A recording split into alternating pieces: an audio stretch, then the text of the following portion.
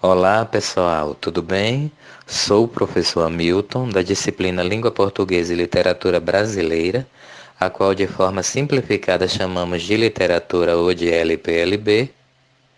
É um prazer estar com vocês mais uma vez, e dessa vez em experiência virtual, pois, como tenho demonstrado, zelo muito para que tenham uma educação de qualidade e aprendizados aprendidos e aprendidos. Sobre o nosso livro didático. Vamos estar revisando as nossas aulas. A referência será o nosso livro básico, intitulado de Se Língua na Língua, volume 1. E nessa etapa vamos estar abordando sobre os conteúdos do capítulo 1, que vai da página 12 até a página 24. E para que aproveite a minha exposição, vou procurar utilizar uma linguagem simples. Iniciaremos com uma pergunta. O que é literatura? Literatura é a arte da palavra. É a arte em que são utilizadas palavras para a confecção da obra. Assim como cada arte tem os seus componentes, os elementos que compõem as obras de arte literária são impreterivelmente as palavras. E para que uma obra literária tenha qualidade estética, é imprescindível que o literato, que é o produtor de literaturas, se utilize de palavras selecionadas de forma a expressar com clareza sua intencionalidade, visto que palavras inadequadas acabam figurando como signos desorientadores e dificultam a compreensão e, se não há compreensão, não há comunicação. Intencionalidade? Sim. Intencionalidade, porque por trás de cada fala e de cada produção literária há uma intencionalidade que é o objetivo que o literato teve ao confeccionar a sua obra e a fala. Portanto, quando alguém te disser que você é uma pessoa linda, tenha cuidado. Tente filtrar qual é a intencionalidade que está contida nessa fala. Essa pessoa te elogiou? Criticou-te ou te assediou? É bom desenvolver uma visão crítica e não viver em busca de elogios infundados. Até então, foi feito um preâmbulo e adentraremos aos conteúdos do nosso livro a partir de agora. Tópico 1. Uma só realidade não é o bastante. Segundo o crítico literário Antônio Cândido, a literatura satisfaz uma necessidade básica do ser humano, a ficção. Ou seja, assim como ninguém fica sem sonhar, tampouco consegue se viver sem criar histórias, ou sem ter contato com elas. É por isso que desde o início dos tempos o homem procura se entreter, aprender, ensinar e refletir com a contação de histórias, como as histórias de alma penada, de bruxas, de filhos pródigos, de desobediência que levou à morte e outras. Mas a literatura está no nosso dia a dia? Com certeza. A literatura está tanto em forma de histórias, como já foi enfatizado, como em forma de piadas, de músicas, de novelas literárias e televisivas, de poemas, enfim, em forma de todo texto que contenha invenção e criatividade, isto é, ficção. Segundo tópico, afinal, para que serve a literatura? O crítico Antônio Cândido assinala que a função da literatura é organizar em palavras nosso caótico mundo interior. Você já teve a sensação de ler uma história ou um poema, ou de ouvir uma música nacional e até internacional que expressava exatamente o que você estava sentindo naquele momento? Pois então, é a isso que o crítico se refere. Mas afinal, a literatura serve para quê mesmo? A literatura serve para tudo. Para entreter, como é o caso das piadas, para sensibilizar. Aqui cito as músicas, filmes, novelas, histórias de amor, para ensinar valores, A exemplo dos textos que lemos na escola, na disciplina LPLB, para informar, com reportagens sobre o coronavírus, que além de detalharem o processo de evolução do vírus, dão dicas importantíssimas de enfrentamento, como ficar em casa, usar máscara e manter o afastamento recomendado pelo Ministério da Saúde se tiver que sair, e muitos outros. Terceiro tópico, o texto literário. Mas o que é texto literário? É todo texto que contém ficção, que é a invenção, a criatividade. São eles as piadas, as músicas, os filmes, as novelas, os contos, as crônicas e outros que têm a ficção como característica primordial. E o que é texto não literário? São textos que têm os dados reais como característica essencial. São textos que lidam com a verdade provada e comprovada. Então, os textos literários lidam com a mentira? Claro que não.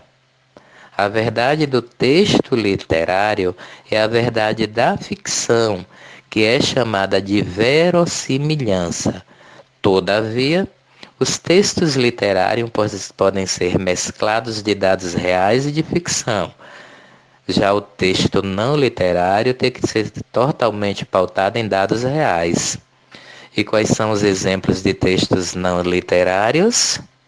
O nosso regimento escolar, que em aulas em classe foi mostrado os direitos e obrigações do alunado, as leis, as reportagens, as notícias, os conteúdos escolares que não contêm ficção, a literatura dos advogados, da medicina, dentre outros.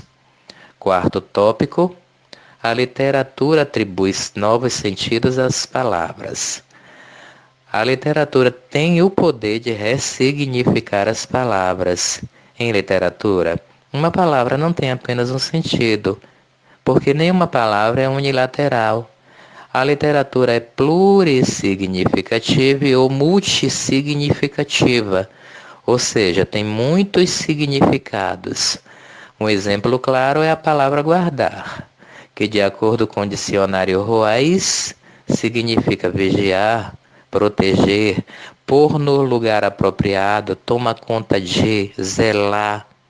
E que no texto de Cícero Antônio significa olhar, fitar, mirar, admirar, iluminar. Quando ele diz: guardar uma coisa não é escondê-la ou trancá-la.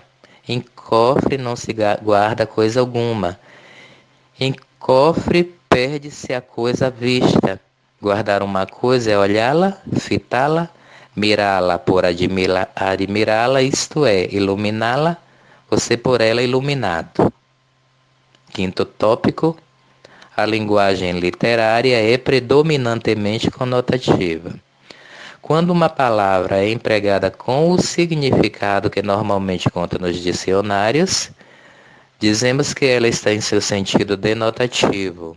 Em geral, a denotação predomina nos textos não literários, pois como eles privilegiam a clareza, buscam o sentido exato da palavra. E o que é essa linguagem conotativa que predomina na literatura?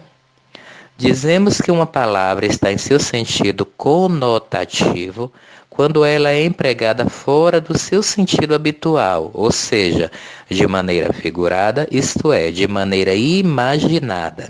Exemplos: a flor do meu jardim abriu sem pétalas, sentido denotativo. Minha prima de 16 anos é uma flor, sentido conotativo, pois a minha prima na verdade é uma mulher, uma jovem, um ser humano e não um vegetal. Posso até que a minha prima seja perfumada, formosa e bonita como uma flor, mas ainda assim continua sendo ser humano e não um vegetal. Tópico 6. Movimentos literários. Assim como existem vários tipos e ou tendências de músicas, roupas, danças, a depender do contexto social e cultural, do estilo dos artistas e do estilo de época, de forma semelhante, a literatura também tem as suas ramificações, que são denominadas de movimentos literários. Trocando em miúdos, movimentos literários são os grupos de autores e obras de um mesmo período histórico que possuem semelhanças entre si, embora apresentem particularidades de estilo. Os movimentos literários são também chamados de escola literária e estilo de época. Sétimo tópico: contexto histórico e historiografia. O contexto histórico se perpetua quando a comunicação literária se estrutura a partir de três elementos: autor, contexto e leitor. Nela, um artista que é o autor, influenciado por um conjunto de padrões presentes em sua época, que é o contexto, cria a sua arte, obra literária, abordando certos conteúdos expressos de determinada forma e destina a um público, que é o leitor. A historiografia literária advém do trabalho com uma obra e daí são apresentados alguns dados. Primeiro, uma seleção de fatos sociais e culturais importantes em cada época. Segundo, as características do movimento literário a que a obra em análise pertence.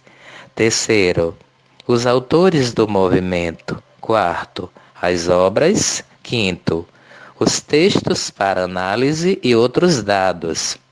Enfim, pode-se dizer que a historiografia literária é uma análise apurada da obra em diversas nuances. Oitavo e último tópico: intertextualidade e biblioteca cultural. O que é intertextualidade? Intertextualidade é o diálogo que um texto estabelece com outro.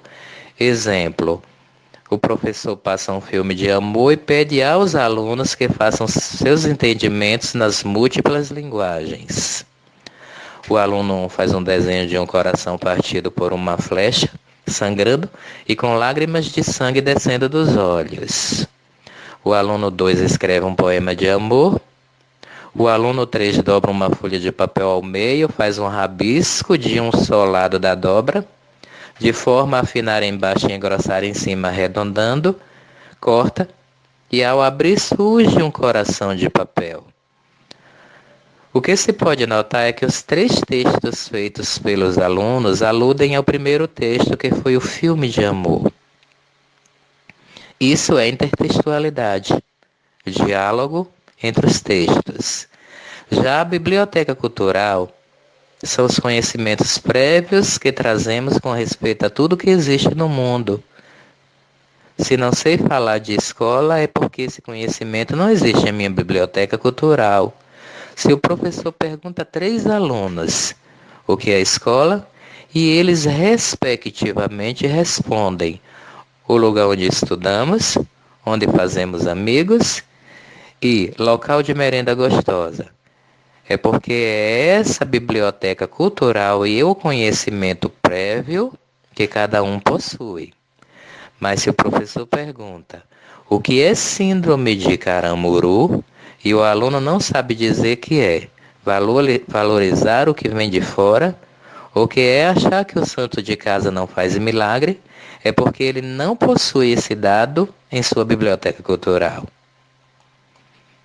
Pessoal, agradeço muito pela atenção de todos e espero que aproveitem bem as informações passadas e desejo bons estudos a todos. Aquele abraço virtual. Hashtag fique em casa. Hashtag usem máscara ao sair.